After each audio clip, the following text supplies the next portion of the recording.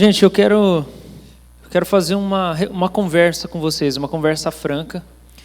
Eu não preparei para hoje um ensino como, de maneira geral, eu preparo, onde eu trago uma linha de raciocínio totalmente construída aqui, embora ela esteja aqui, exista essa linha de raciocínio, mas eu não queria pregar hoje, no sentido da pregação, mas eu queria mexer com a sua cabeça. É diferente.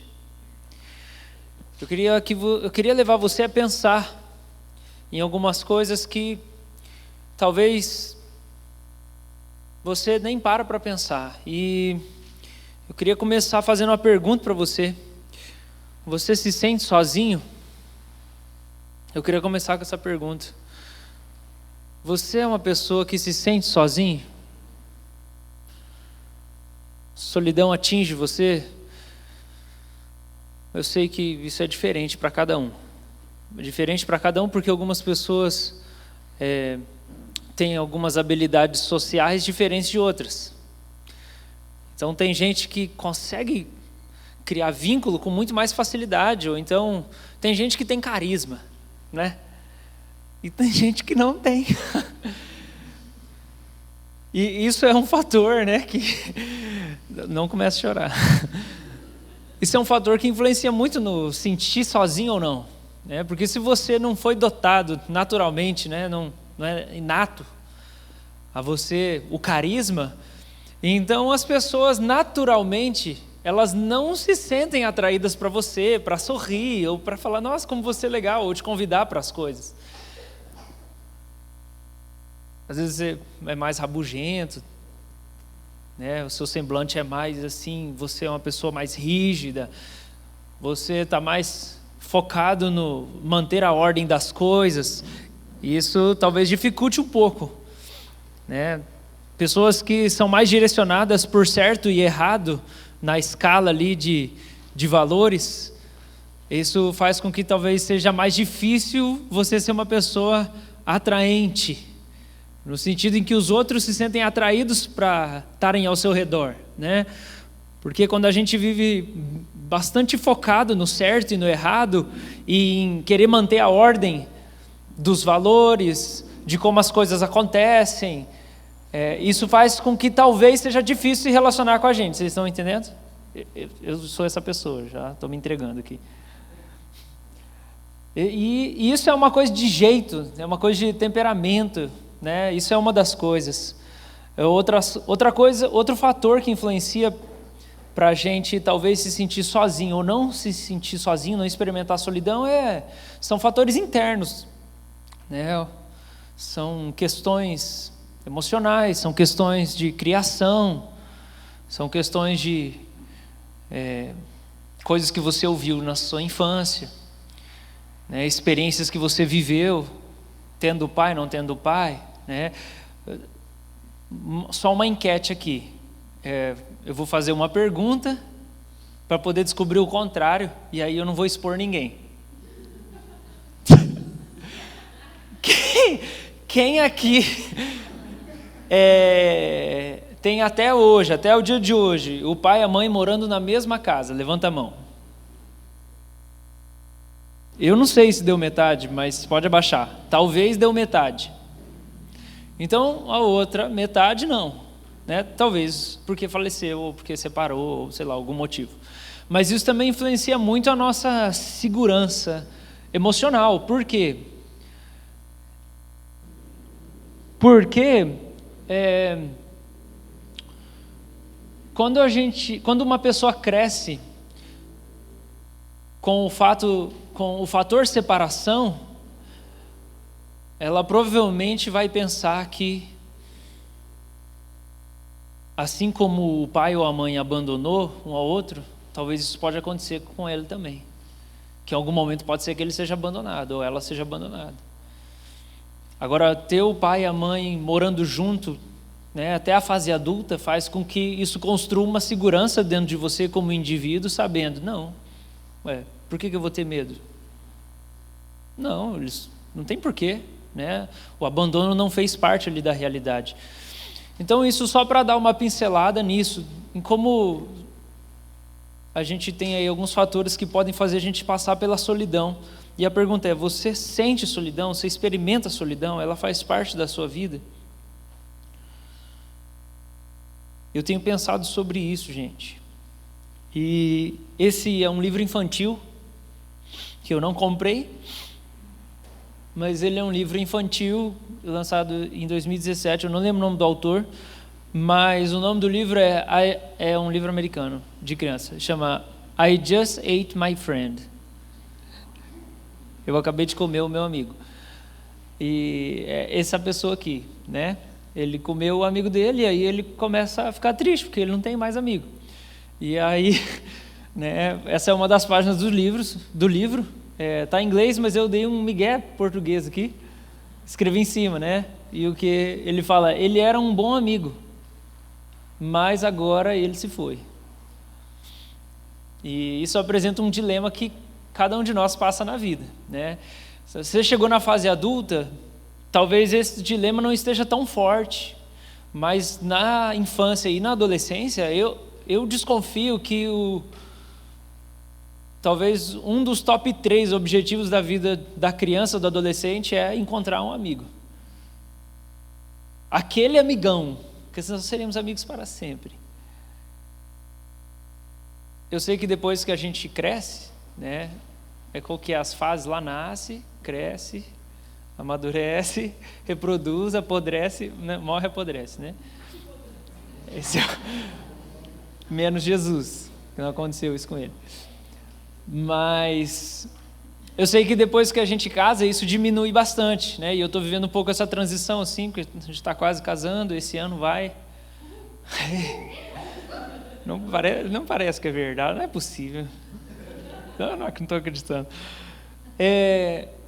Muda a nossa relação com o amigo, mas o fato é que a gente continua sentindo a necessidade de ter alguém para participar da nossa vida. E eu acho que eu sou normal. E como uma pessoa normal, a gente sempre sente falta de um amigo, em algum momento ou em outro momento, né? E talvez você passe por isso ou passou por isso, né? Você pode dizer, eu tinha um bom amigo, mas agora ele se foi. Aí o que acontece com o nosso bola amarela, que eu não sei o nome dele, mas o nosso amarelão, o Chuck, ele começa a procurar, né? Então ele chega e fala, você quer ser meu amigo? E a resposta da lesminha é, não, você é muito grande. Tem uma outra página que eu não consegui colocar aqui, mas o Chuck, ele chega e aí numa outra página, ele tá assim, e aí tem pés e canelas rosas, bem grandes assim, que terminam na parte assim de cima da foto. E aí ele pergunta, você quer ser meu amigo? E o canela amarela fala assim, não, você é muito pequeno. E esse é um dilema da nossa vida. Esse é um dilema nosso, gente. Parece que nunca encaixa. Parece que ou a gente não é bom o suficiente, ou grande o suficiente, ou pequeno o suficiente, ou legal o suficiente. E sem a gente perceber, a gente faz isso com as pessoas também, né? E aí a gente regala o olho. E então, eu queria falar sobre fazer amigos que duram, né? Sem devorar eles. Isso. E eu quero que você abra a sua Bíblia comigo. Primeiro texto, tá? A gente tem um texto base, mas eu quero que você veja primeiro essa necessidade em Deus. 2 Coríntios 13, 14. A gente vai ver Jesus, sobre como ele se relacionava com as pessoas, nesse negócio de amizade. Mas primeiro, 2 Coríntios 13, verso 14, é o primeiro texto que a gente vai ler, porque eu quero trazer uma reflexão para você sobre como isso faz parte de Deus, essa busca pela amizade, como isso faz parte de Deus. E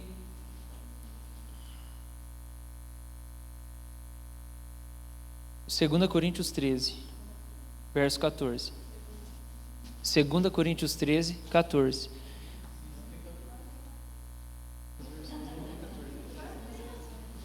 Ô, gente, que Bíblia é essa aí? Vocês estão lendo? Vocês têm que se converter. Compra uma NVT, por favor. É o último versículo do capítulo 13, gente. 2 Coríntios 13, o último versículo, não tem o 14, é o antes, então, tá bom? É o que era para ser. Eu vou ler esse versículo com vocês, tá? Mas antes eu queria dizer assim, é muito difícil, sabe? Eu pelo menos eu não consigo. É muito difícil para mim, que sou pastor, falar de coisas que eu não consigo me relacionar na minha vida. É muito difícil. É muito difícil ensinar uma coisa que eu não vivo ou que eu nunca passei. É difícil. E eu acho que a gente precisa, às vezes, ensinar as pessoas sobre coisas que a gente não passou, porque às vezes tem pessoas que precisam. Né? Você vai conversar com um cara, ele é tio. Eu não sou tio. Né? O Lucas daqui a pouco vai me dar esse privilégio. Mas eu não... Ei, Michele, acorda, Michele, é você mesma. Olha lá, tá no Instagram. Suzana também, não sei quem vem antes, mas alguém vai fazer essa fila aí acontecer. Mas às vezes eu vou encontrar uma pessoa que é um tio e está passando por uma necessidade, eu preciso ajudar essa pessoa, então eu posso encontrar na palavra aqui uma orientação. Só que para mim é muito mais fácil ensinar sobre coisas que eu consigo relacionar, que eu vivo, ou que eu já vivi, ou que eu tenho uma proximidade. Eu acredito que, como homem, a minha vida ela está passando por mudanças. Então, eu me sinto num momento de transição, e conversando com outros irmãos da igreja, eu percebo que tem gente passando por transição também na fase da vida. Transição profissional, transição ali familiar, vai ser mãe, transição ministerial, transição como pessoa, né? E quando eu olho assim para a minha caminhada, eu vejo assim, eu me converti, recebi minha vocação, eu simplesmente deixei todas as outras coisas de lado, né? Até diante de Deus eu orei, falei, Deus, não preciso casar, isso não quero, não me importo com isso, eu quero só servir o Senhor. E eu passei anos assim, né? Esse ano faz 9 anos que eu estou aqui, juntando os irmãos nos domingos e nas terças e durante a semana. Mas Deus falou, não, eu vou te dar uma esposa, né? Quando eu tinha 17 anos, eu falei, Deus, não quero casar, eu quero só servir o Senhor. Deus falou, não, eu vou te dar uma esposa. Eu falei, então, é o Senhor que quer, então vai ser a que o Senhor quiser. E aí Deus colocou a Maria na minha vida há uns 5 anos atrás, eu fiquei esperando 3 anos, agora nós estamos aí caminhando, esperando mais um pouco, e a gente vai ser um, né, amor? A gente vai conseguir, vai dar certo.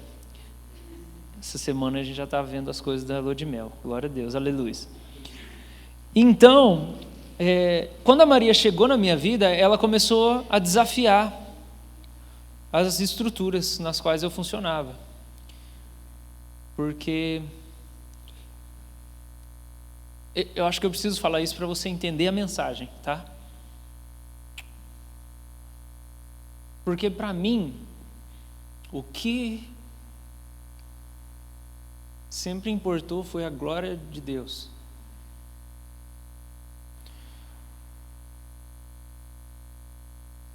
Só que isso para mim acabou ficando de uma maneira muito abstrata. A glória de Deus, eu vou pregar o evangelho, eu vou orar, eu vou fazer os exercícios espirituais.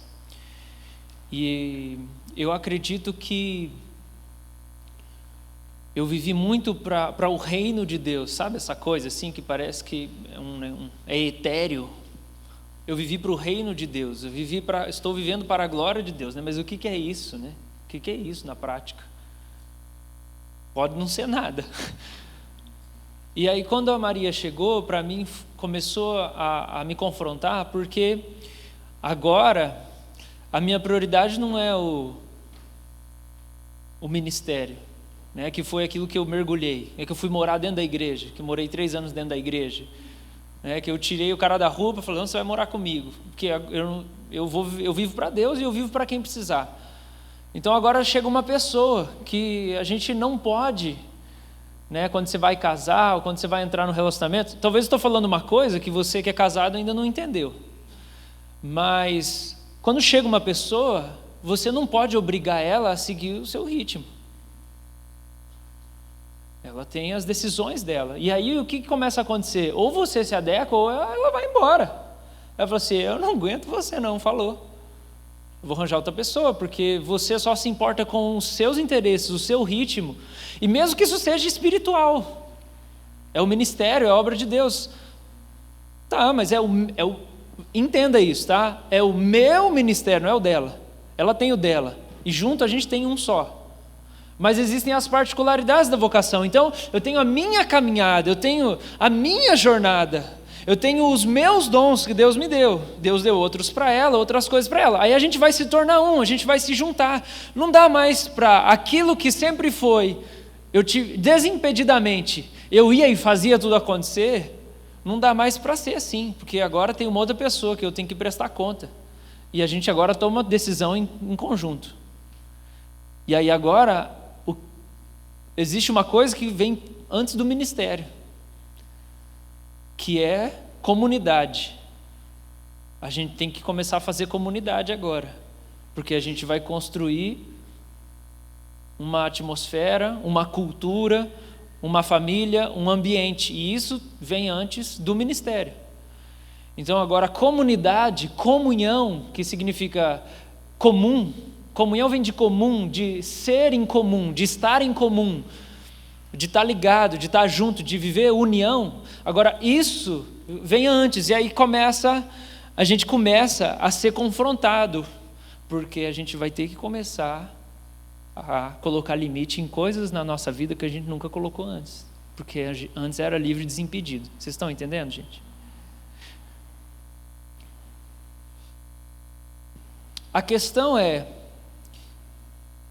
se a gente for analisar nos aspectos antes, o ministério significa serviço, significa trabalho. Ministério é trabalho, é espiritual, você precisa de Deus, o ministério que você recebe, mas ele é trabalho.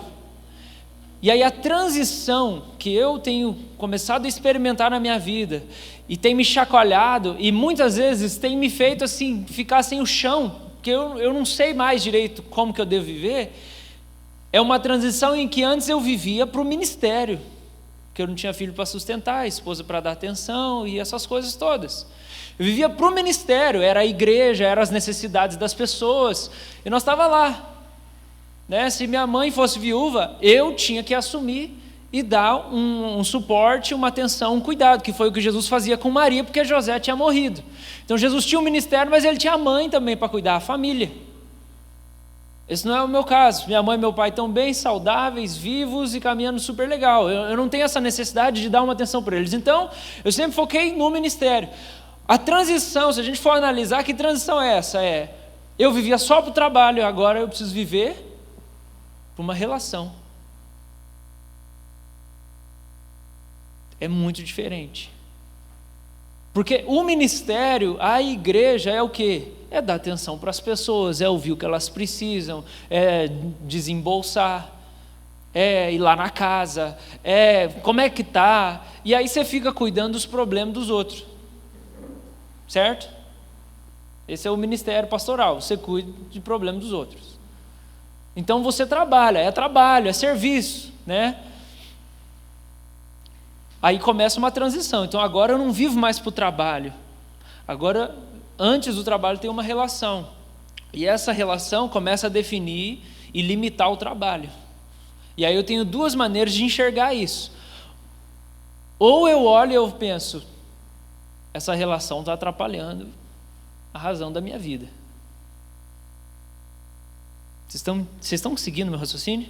Sim? E aí eu posso pensar, essa relação está atrapalhando a razão da minha vida. Essa é uma maneira que eu posso enxergar. Ou eu posso enxergar diferente e entender, essa relação é a razão da minha vida agora. Se eu não for flexível na mão de Deus, e Deus quiser me conduzir para um lugar que eu nunca fui antes, eu posso estragar tudo.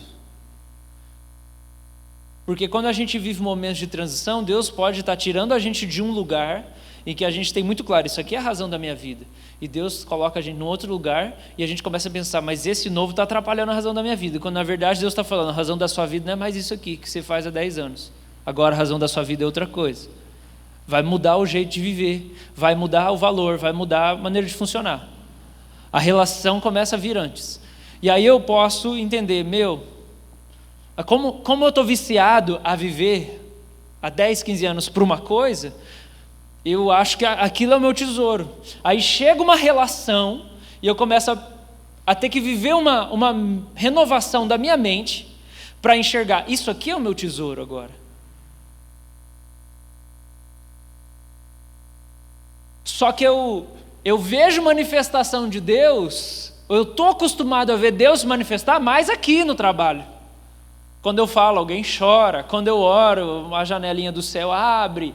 Quando eu faço, e acontece. Eu estou acostumado a ver Deus agir mais aqui. Não estou acostumado a ver Deus agir na relação. Aí eu começo a questionar e pensar, Deus, mas parece que eu estou mais longe de você agora então? Porque a relação está vindo antes do ministério? Gente, vocês estão entendendo o que eu estou falando? Por favor, sinaliza aí. Mais ou menos, né? Ok.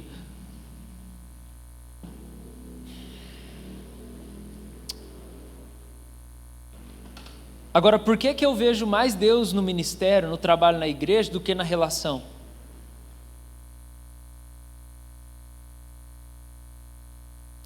Tá, alguém se identifica com o que eu estou falando? Ou, por favor, faça um sinal para eu saber. Ok, obrigado, aleluia, amém. Que bom. Senão, ninguém está entendendo, não tem nada a ver com a vida de ninguém, né? Eu não sei o que eu estou fazendo aqui. Então, por que eu olho, eu vejo, e eu acho ruim, porque eu vejo mais Deus quando eu estou trabalhando para Deus do que quando eu estou me relacionando? Por quê?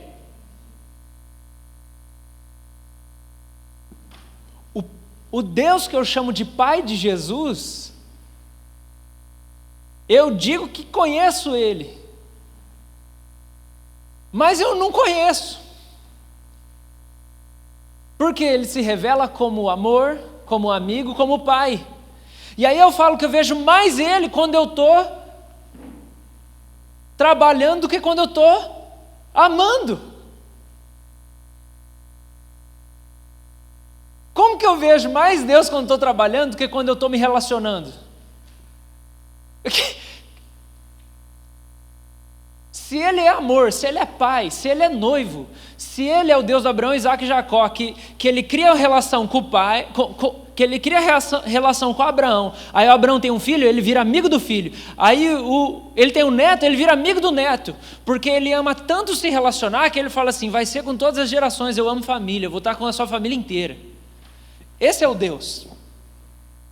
Esse é o Deus.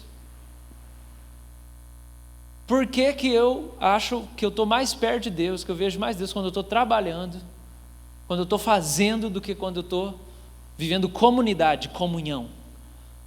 A nossa visão de Deus, todo mundo que levantou a mão, é uma visão que está errada. A gente tem uma visão legalista, religiosa de Deus. Vocês estão comigo, gente? Vocês conseguem concordar com isso que eu estou falando? A gente precisa ver Deus mais como um Deus de uma relação, e não como um Deus que dá tarefa para a gente cumprir. Na oração hoje eu estava cantando aqui, falei, Senhor, Jesus, eu sei fazer muito para você, me ensina a ser, me ensina a amar. Será que Jesus quer tudo isso que a gente está fazendo? Sério, que Deus ele não tem gente para fazer as coisas? Será que é isso? É esse Deus mesmo? Ou a gente está servindo outro Deus, que não é o Pai de Jesus? Porque a maior marca da vida de Jesus, nas falas dele, nas pregações dele, ele está junto de Deus. Ele tem uma relação com Deus, ele tem uma relação. Ele vive relacionamento muito bem. Tá, todo mundo errou com Jesus, mas Jesus não errou com as relações que ele tinha, ele acertou nas relações. As relações de Jesus deram certo para ele. Mesmo que eles traíram ele, eles abandonaram ele, mas ele, na relação, ele fez a parte dele nas relações. Ele sempre era compreensivo, ele sempre era amoroso, ele sempre era servo, ele sempre perdoava, ele sempre tinha paciência, ele corrigia quando tinha que corrigir, ele não ignorava os defeitos, porque quando você ignora os defeitos de uma pessoa, que você tem o poder de ajudar, isso não é amor, né? Eu vejo que você está errando, eu tenho o poder de te ajudar, eu ignoro, porque eu não quero conflito. Isso não é amor, né? Jesus corrigia, então Jesus acertou na relação com os discípulos. Ele fez um monte de milagre, fez um monte de coisa, mas Jesus acertou a relação, ele viveu o relacionamento bem. O que é mais fácil? É a gente construir as coisas para Deus ou a gente se relacionar bem com Ele e com as pessoas? É mais fácil ser bem sucedido no ministério. No ministério, né? Que é um dom de Deus. O ministério é um dom de Deus. A gente sabe de dom é uma coisa que Deus dá de maneira graciosa. Então ele pega o cara e fala assim, vou te dar dom de profecia. O cara não precisa nem saber quem é Deus. Eu vou te dar o dom do acolhimento, da hospitalidade. O cara não precisa nem saber quem que é Deus, ele recebeu o dom. Não quer dizer que ele sabe se relacionar, que ele sabe amar, porque dom é uma graça. É por isso que a gente vai ver Paulo especificando, existem os dons do Espírito e o fruto do Espírito, que é diferente. Dom do Espírito, até o satanista tem dons espirituais. Mas fruto do Espírito é aquele caráter desenvolvido, de amor, de paciência, que faz a gente conseguir se relacionar bem com as pessoas. E aí, eu estou vivendo esse momento da minha vida, que está me fazendo refletir essas coisas. Mas aí eu também penso na igreja. Por que a gente está aqui? Por que você é visitante? Seja bem-vindo, sua presença é um prazer para nós. Mas quem faz parte da igreja? Quem é membro local? Por que você é membro de uma igreja local? Dessa igreja aqui? Hoje? Por quê? Por que a gente está aqui? Quando a gente começa a se preparar, tem que vir ensaiar para tocar no louvor. Aí você pensa as músicas durante a semana, o ministério vem e tal, vamos ensaiar. Por que a gente está pensando nisso? A gente vai tocar porque existe um espírito invisível que é o culto, e eu preciso lá. E aí eu tenho uma relação com o culto. Eu tenho uma relação com a instituição, com o compromisso que é às 19h. Mas eu posso fazer isso sem ter uma relação com Deus e com as pessoas. Eu posso vir fazer uma coisa estando bem distante de vocês. Eu posso falar todo domingo estando distante de todo mundo aqui. Então, tem a escala lá, o acolhimento, tem a diaconia, tem o pessoal do som. A gente está fazendo essas coisas por quê?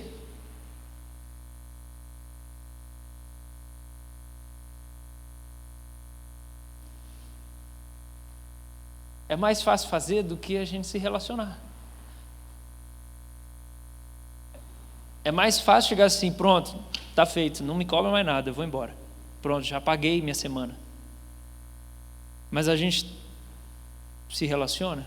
Ou a gente só está fazendo as coisas porque tem que fazer? Porque alguém tem que fazer o culto, alguém tem que pregar o sermão, alguém tem que ministrar o louvor, alguém tem que ficar no som. Quem vai ser essa semana? Aí você vai lá assim, nossa, né? De novo, nossa, estou cansado já de cumprir essa escala. Aí você vai lá, tá bom, eu vou, mas ninguém reclame mais também. Aí eu estou tendo uma relação com o quê? Eu estou tendo uma relação ou eu só estou fazendo? Vocês estão me entendendo, gente? Por favor. Então, 2 Coríntios 13, 14, ou o 13 da sua Bíblia, diz assim: que a graça do Senhor Jesus Cristo, o amor de Deus e a comunhão do Espírito Santo seja com todos vocês. Essa semana, eu e a Maria e a minha sogra fomos num culto encontrar o pastor Paulo Júnior. Aí a gente foi lá, tivemos um tempo legal com ele, depois comemos junto lá, conversamos bastante coisa, foi bem legal. E uma das coisas que a gente assim refletiu foi sobre isso aqui que a gente acabou de ler. Então é a graça de Jesus, o amor de Deus e a comunhão do Espírito. A gente geralmente pensa que a gente precisa do Espírito Santo para quê? Quando fala assim, encher do Espírito, qual a primeira coisa que vem na sua cabeça? Vai lá, contribui. Hã? Oração. O Espírito Santo vai fazer orar. O que mais? Domínio próprio. Preciso de domínio próprio. Espírito Santo me dá domínio próprio. O que mais? Autoridade. O que mais? Consolo. Isso, consolador, né? Então, eu preciso do Espírito Santo, que eu estou triste, eu vou ser consolado, Deus vai me confortar. A presença do Espírito. O que mais que a gente pensa? Fome. Se tiver mais do Espírito, eu vou desejar mais Deus. Vou ter mais sabedoria. Isso, o Espírito vai me dar arrependimento. O que mais? Revelação. Milagre. É o pentecostal, né? O Espírito Santo. Foi 3 vidas da Assembleia de Deus.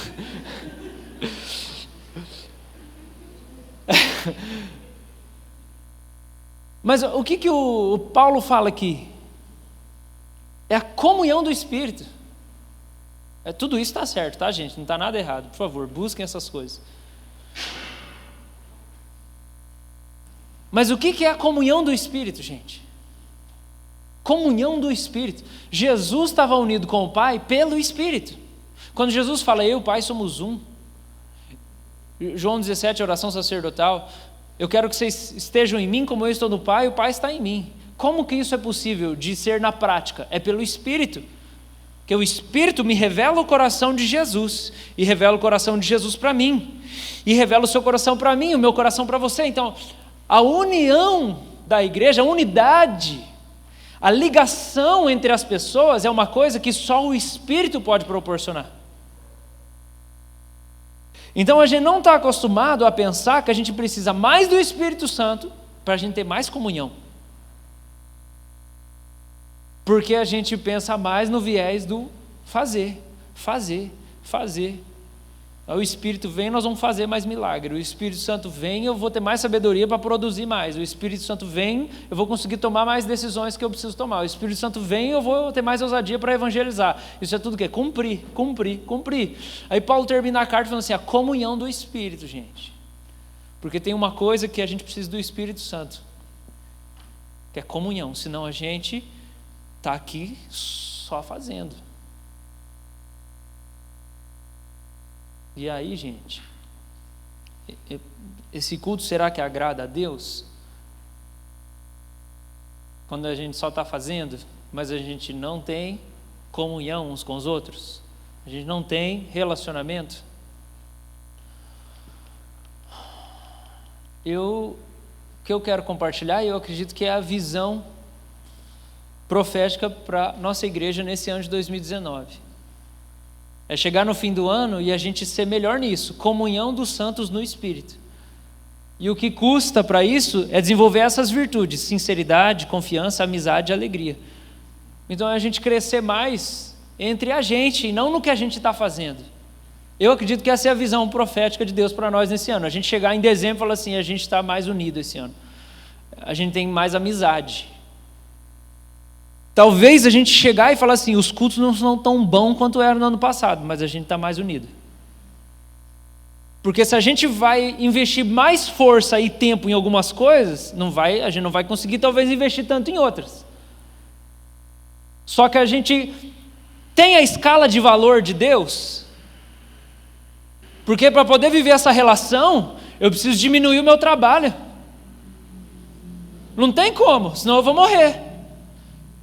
Não, nós vamos passar mais tempo junto, nós vamos viver mais o relacionamento, a gente vai se divertir, a gente vai sonhar junto, a relação vai crescer. Como que vai crescer a relação aqui e eu achar que eu vou conseguir manter o mesmo ritmo de trabalho desse lado? Não vou conseguir. Não tem como. Eu vou ter que diminuir o esforço, o trabalho. Mas eu vou fazer esforço de outro lado. O trabalho vai ser na outra direção. Vai ser na direção de relacionamento, que é o nosso maior desafio. Fica claro isso para nós, gente? O nosso maior desafio não é fazer. O nosso maior desafio é se relacionar. Então, nosso próximo texto, eu vou pedir para você, Mateus 9, do 10 ao 13. A gente vai ver em Jesus isso. Como Jesus era nas relações dele.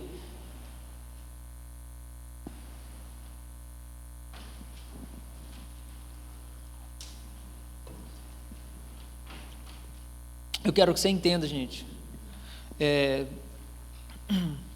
Eu tenho pensado em Lutero, quando ele casou, né? Lutero era monge. Aí ele casou com acho que é Caterina. Ela era freira, né? Aí casou o monge com a freira. E aí o Lutero, depois de um tempo de casado, ele fala assim: gente, era bom o mosteiro, era maravilhoso, a gente tinha muita revelação de Deus lá no mosteiro, orando bastante, estudando bastante a Bíblia e tal, mas eu fui mais santificado em 1 ano de casado do que 10 no mosteiro.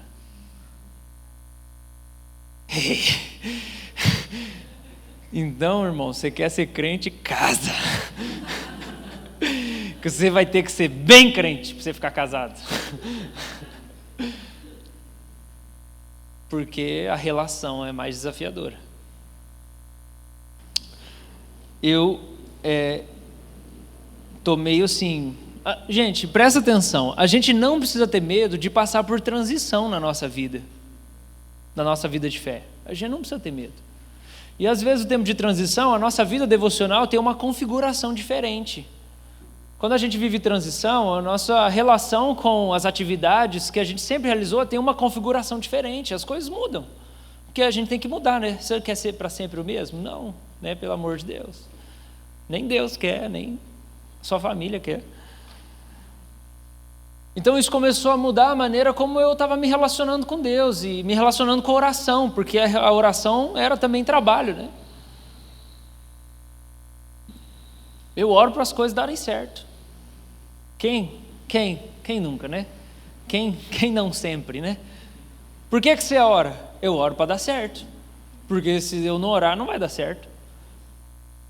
Porque se eu não orar, e a provisão financeira? Eu tenho que pagar. Então eu oro porque aí eu sei que vai vir, que Deus vai responder a oração. Eu oro porque aí minha família vai estar protegida do Satanás. Meus filhos não vão usar droga, né? Minha esposa não vai me trair, eu não vou perder o emprego. Então, a oração é o quê? Uma coisa bem funcional, assim. Aí você tem que começar a mexer nossa maneira de ver oração. Aí quando a gente vê Jesus lá, em Mateus 9, do 10, é isso? Do 10 ao 13, olha o que acontece. Mais tarde, na casa de Mateus, Jesus e seus discípulos estavam à mesa, acompanhados de um grande número de cobradores de impostos e pecadores. Quando os fariseus viram isso, perguntaram aos discípulos: por que seu mestre come com cobradores de impostos e pecadores? Jesus ouviu o que disseram e respondeu: as pessoas saudáveis não precisam de médico, mas sim as doentes. E acrescentou: agora vão e aprendam o significado dessa passagem das Escrituras. Quero que demonstrem misericórdia e não que ofereçam sacrifícios, pois não vim para chamar os justos e sim os pecadores. Jesus está conversando com quem aqui? Quem que está conversando com Jesus? Quem, gente? Isso mesmo. Verso 11. Os fariseus viram Jesus. Então, o que Jesus estava fazendo, gente? Me diz. Comendo com quem? Pecador, cobrador de impostos. Qual que é a coisa menos espiritual para você fazer no domingo à noite? Sair para comer, né? Em vez de ir no culto. Mas para Jesus era diferente, né? Eu vou sair com os pecadores, nós vamos comer. É a coisa mais espiritual que eu posso fazer. Porque ele sabe quem ele é e quem aquelas pessoas são. Se você desce do céu e você já viveu milhões de eternidades e você sabe que você tem só 33 anos, você vai tentar gastar o seu tempo da melhor maneira, não vai? Talvez, né? Se fosse você, né? Você pensasse, não vou nem comer, 33 anos só, eu vou salvar o mundo. Não, Jesus ele veio salvar o mundo, só que salvar o mundo para Jesus era outra coisa, né? Salvar o mundo para Jesus é ensinar as pessoas a sentarem na mesa e comer, porque elas não estão conseguindo fazer isso, né? Amém? A gente não faz isso. E quando a gente faz assim, é bem rápido, a gente nem conversa. Então, como é que Jesus vem salvar o mundo? Ele vem e ele entra na casa do pecador e do cobrador de impostos, e outros passagens falam que tinha prostituta também, e aquela coisa toda, né? E ele está lá. E aí o fariseu é o cara assim, super zeloso, bem espiritualzão, né? Que chega e falou, o que é isso, cara? Né? Quem que é você? Você vai comer com eles? Por que você está fazendo isso? E Jesus fala, você não entendeu um versículo, lá atrás. Misericórdia não é da comida, não é da esmola. O fariseu estava acostumado a dar esmola toda semana. Então eles achavam que eles faziam. Por quê? Porque a misericórdia deles era uma relação com um dever. Então o fariseu é bom de fazer. Amém, gente? Igual nós aqui. Certo?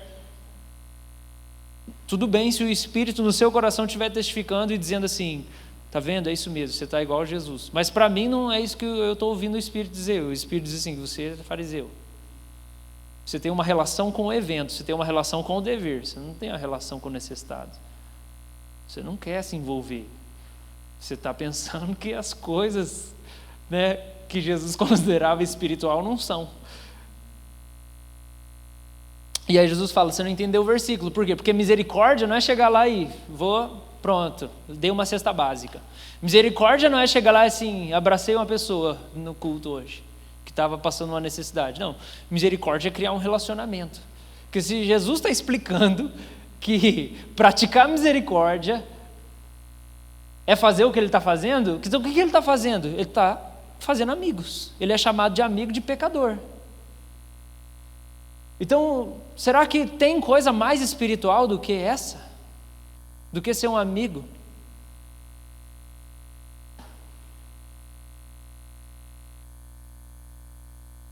Eu quero, por isso que eu falei, não é uma pregação, eu quero que você pense aqui, eu quero conversar com você, porque eu acho que a gente não é bom disso. Eu acho que, em geral, na nossa cidade de Curitiba, a gente não é bom disso. E talvez um avivamento seja uma igreja conseguir ser isso. Que a gente vai ser o contrário, que é o que é difícil para todo mundo aqui nessa cidade. Vocês estão me entendendo, gente? Então o que é o fariseu? Quem são, onde habitam, como se reproduzem, do que se alimentam? Os fariseus são os que pegaram o sistema de crenças e valores e jogaram Deus fora. Eles não encarnam o verso 13, que é a misericórdia. Então eles pegam todo o sistema religioso e eles encarnam. Então a gente cumpre a lei, a gente jejua 2 dias na semana, a gente dá oferta, a gente decora a Bíblia, a gente está lá no culto, eu ministro louvor cada 2 finais de semana, eu vou nas reuniões de terça, toda terça, eu faço devocional todo dia. Ele pegou tudo ali, um monte de prática, e jogou Deus fora, porque Deus se relaciona. Então eu sou bom nos exercícios, nos ofícios divinos. Mas esse Deus que eu estou me relacionando não está fazendo me relacionar com as pessoas. Então ele não é o Pai de Jesus. Gente, nós estamos ferrados aqui. Que Deus faça a gente chorar no final desse culto. Então, por que a gente, né? Por que, né, gente? O fariseu é o cara perfeito que não tem amigos. Fariseu é o cara perfeito que não tem amigos. Sabe por quê que ser perfeito e não ter amigos está no mesmo pacote? Porque não tem como você ter um amigo de verdade e achar que você é perfeito ainda, porque ele vai te deixar descobrir que você não é. Porque se ele não diz nada para você, ele não é amigo. Ele é uma conveniência, uma pessoa simpática, um coleguinha assim, oi, tudo bem, Deus te abençoe e tal. Tudo bom, tudo bom. Se ele nunca falou para você que você incomoda ele, que você pisa no pé dele, ele não é seu amigo. Qual a sinceridade disso? Que amizade que é essa?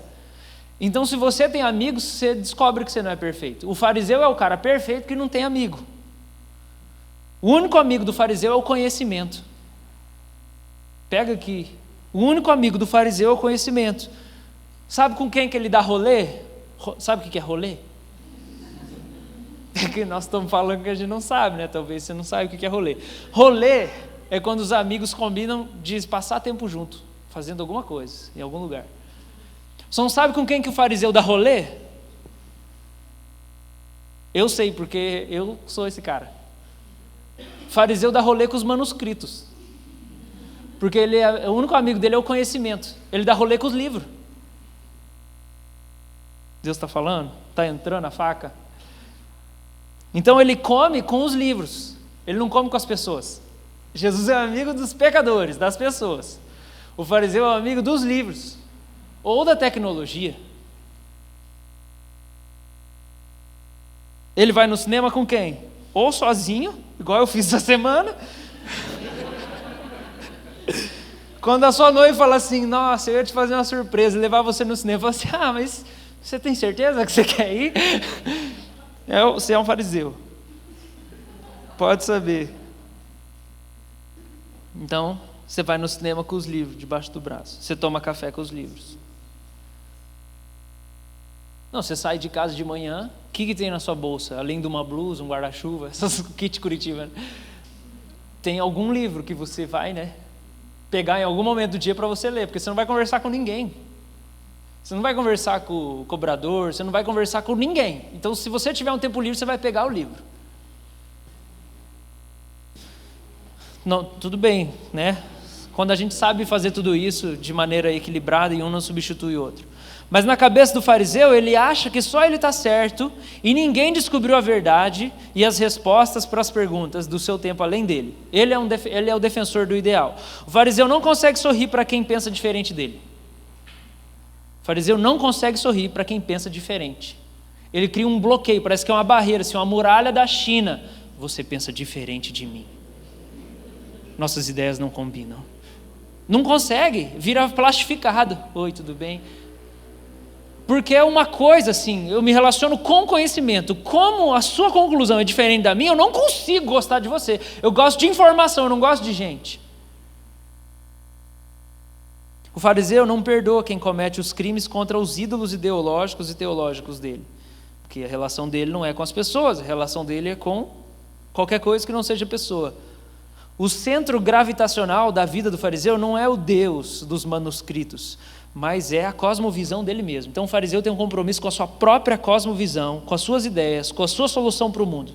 O fariseu é um cara rígido, não tem amigos, e se tem, precisam pensar exatamente como ele. O fariseu morre e mata por sua convicção, mas ele não ama ninguém além das suas teorias e da sua causa pessoal. Então, fariseu, né? Algumas pessoas aqui podem se identificar. E aí você tem Jesus nesse mesmo cenário. Então Jesus, ele chega, diferente de tudo isso que eu falei, e ele tem um coração de filho, certo? E ele tem uma boa relação paternal. Então Jesus é bom nos relacionamentos. Ele tem o espírito de uma criança. Ele fala, se alguém quiser entrar no reino, tem que voltar a ser criança. Ele anda com os desteologizados e os irreligiosos, e ele ensina com convicção e ele ama as pessoas. Então Jesus, ele se relaciona. Então para Jesus as pessoas não são clientes.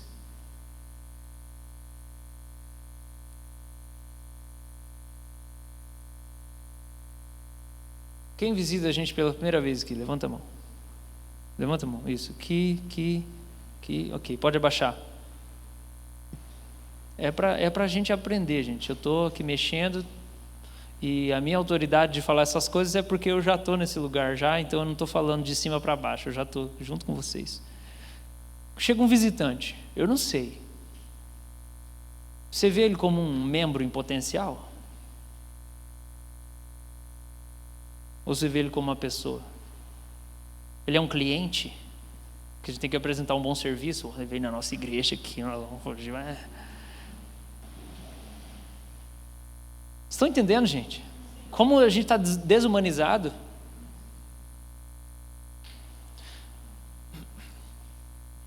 E a gente é chamado de santo, de igreja.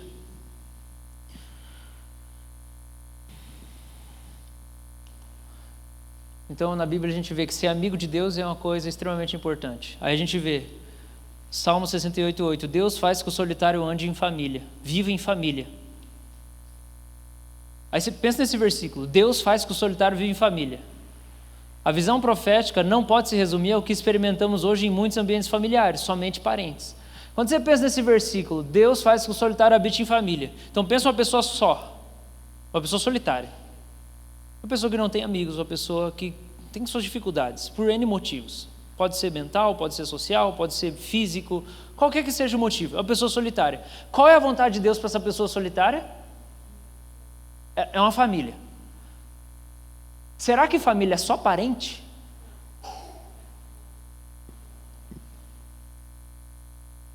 Deus não pode ser mesquinho desse jeito, que quando olha uma pessoa solitária, fala assim, vou dar parente. Esse versículo não pode significar isso, que Deus pega uma pessoa solitária e fala assim, olha só, ela é solitária, vou dar uns parentes. E eu não tenho a solução, mas gente, eu quero conversar, eu quero fazer você pensar. Isso aqui é uma comunidade de parente? A gente é um grupo de parente? É mais fácil ser grupo de parente, né? Você tem intimidade com a tia lá, a avó? Não tem, né? É parente. Ser parente, mas com a distância emocional, não revela Deus. Muita gente dentro de casa é assim. Você tem parente, você tem família, mas distância emocional. Não pode ser isso que Deus quer. Então Deus, Ele quer ser amigo, Deus quer dar amigo e Deus quer te fazer amigo. A identidade de Jesus é amigo de pecadores. Então por que a gente trata a igreja como trabalho, gente? A gente trata a igreja como trabalho. Eu trabalhei a semana inteira e eu vou trabalhar no final de semana. A gente trata a igreja como trabalho. Por que a gente reduziu a igreja a trabalho? Se é para ser relacionamento. Porque se a gente melhorar no relacionamento, não vai ser tão pesado assim. Está todo mundo cansado. Mas por que está cansado? Se é para ser tudo amigo. Não é cansativo ficar com amigo. A gente excluiu. A gente arrancou, deu descarga na relação e vamos cumprir a meta. Vamos fazer o culto, vamos... Gente, vocês estão entendendo? O que eu estou tentando dizer, que o que Deus está tentando falar comigo, através de mim. Então a família não pode ser trabalho, né? Você não pode tratar a família como inquilino, funcionário, né? É inquilino. Mora junto, está lá na mesma casa, é inquilino. Os amigos não podem ser vistos como clientes. Amigo, presta atenção no coração. A igreja é uma família de amigos. Então, para a gente caminhar para o fim,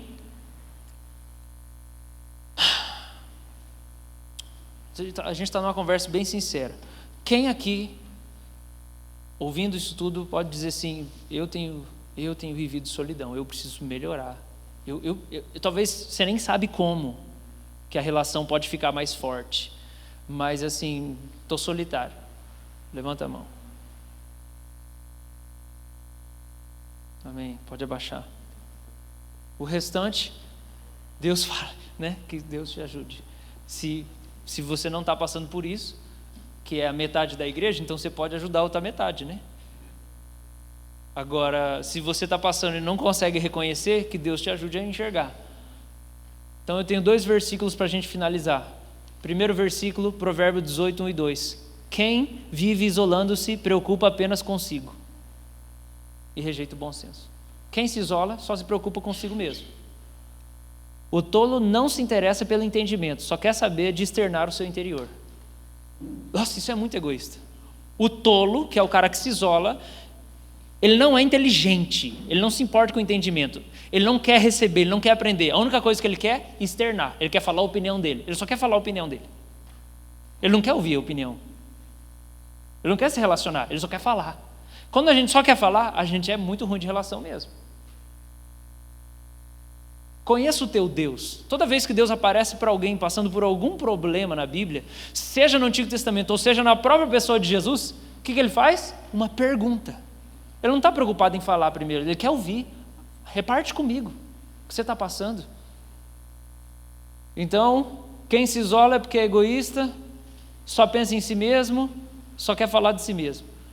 Ok, vamos lá. Como Jesus, eu quero incentivar você nesse ano a ter 3 tipos de amigos. Porque Jesus era assim, aí você não vai ser um lesado social.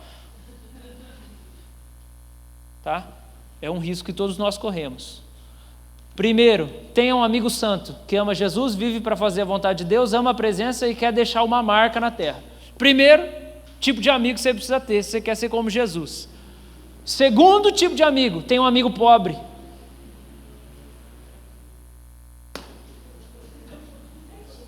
Por que ninguém gosta de ser amigo de quem é pobre? Nossa, gente, Jesus tinha um monte de amigo pobre. Isso está mais perto da gente do que a gente imagina. Eu não estou falando de você fazer uma parceria com uma ONG que ajuda as crianças da África. Não estou falando disso, eu estou falando de uma coisa muito mais simples. Tenha um amigo pobre. Escolha fazer amizade com uma pessoa pobre. Ser amigo de uma pessoa pobre, que não tem condição financeira básica, que tem um nível intelectual inferior ao seu, que não tem muitos amigos e tem dilemas piores que os teus. Escolha ter um amigo pobre. Algumas pessoas que congregam com a gente vão ter uma vida melhor se a gente decidir isso. Porque tem gente aqui no nosso meio que entra aqui, ó. Quem que acaba tendo que ser 4, 5? É o pastor. Então, se você não quer ser um lesado social, tenha um amigo pobre. Porque ele vai desafiar você, ele vai desafiar a tua compaixão.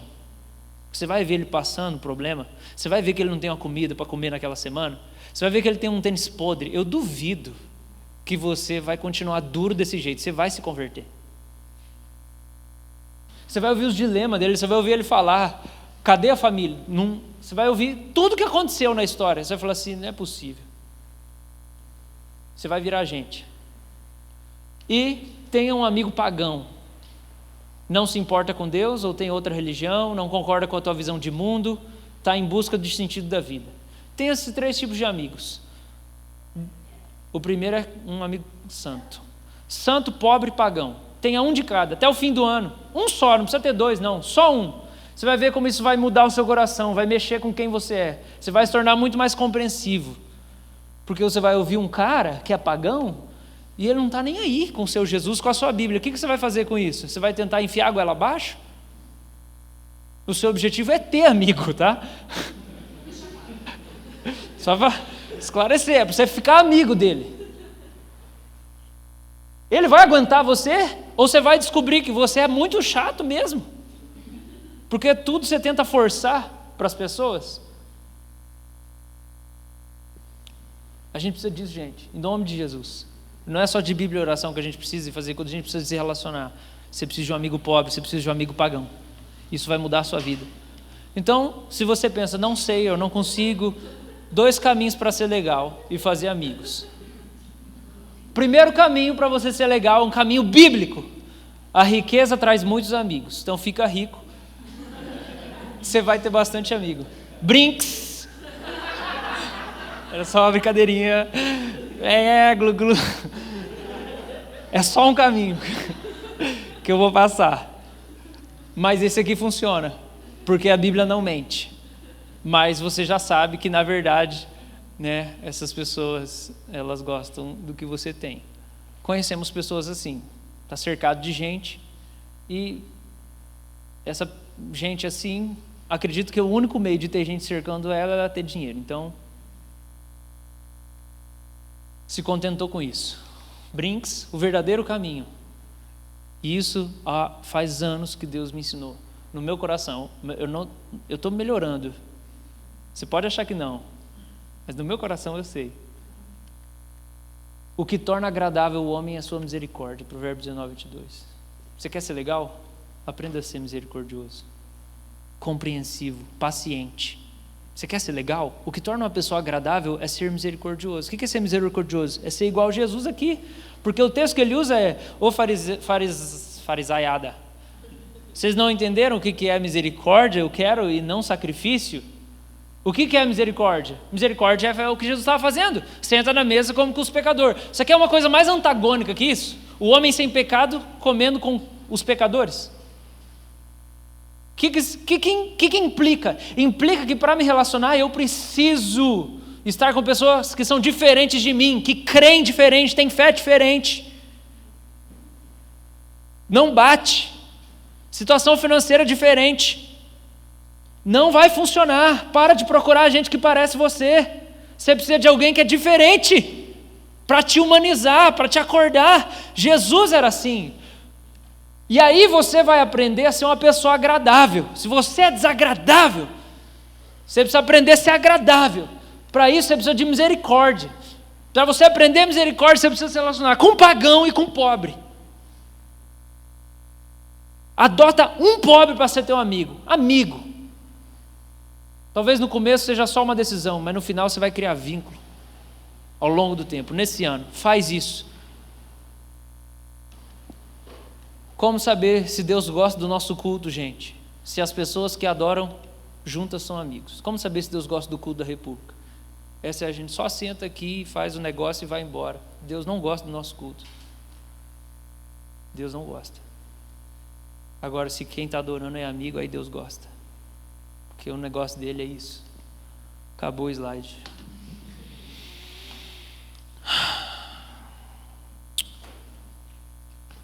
Pega essa, meu querido. Você entendeu que eu estou falando de um lugar de convicção de pecado, tá? É desse lugar que eu estou falando. É de convicção de pecado. É por isso que eu estou repartindo essas coisas. Porque eu tenho convicção que eu sou mais fariseu do que Jesus. Porque eu sou mais preocupado em manter a ordem do que em me relacionar. Tem um versículo de Provérbios. Eu vou terminar com ele. Abre comigo. Não está no slide. Me veio aqui agora. O Espírito Santo trouxe. É Provérbios.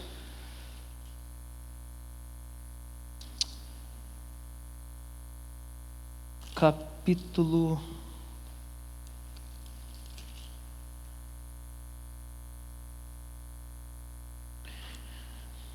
14, verso 4. Provérbios 14, 4. E a gente vai orar. E não vai orar. A gente não vai orar. Eu não vou orar hoje. Você vai obedecer, Deus. O que está escrito? Um estábulo sem bois permanece limpo, mas é a força do boi que provê a colheita farta. Então, revista atualizada fala o quê? Quem tem?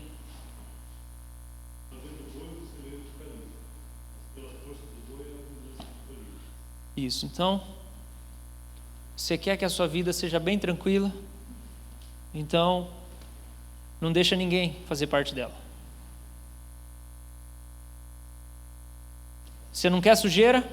Mata os boi. Os boi vão cagar tudo. E você vai ter que limpar o estábulo, que fica um fedor horroroso, nojento, fedido. Uma vez eu estava lá em Itamonte, e é lá interior, né? Metade da cidade é rural, metade é urbana. E aí eu falei cocô. Falei, cocô de vaca. O pastor Manuel deu uma bronca. Que cocô, filho? É bosta que fala, é bosta de vaca. Pode parar de falar desse jeito. Então, boi faz isso. Então o provérbio fala isso. Se não tiver boi, não vai ter sujeira nem fedor. Isso é o quê? É as relações. Mas aí não tem força também, não tem colheita. Então você permanece fraco, sozinho, ou então você deixa as pessoas entrarem na sua vida e bagunçarem sua vida, porque relacionar é desafio. É mais desafiador.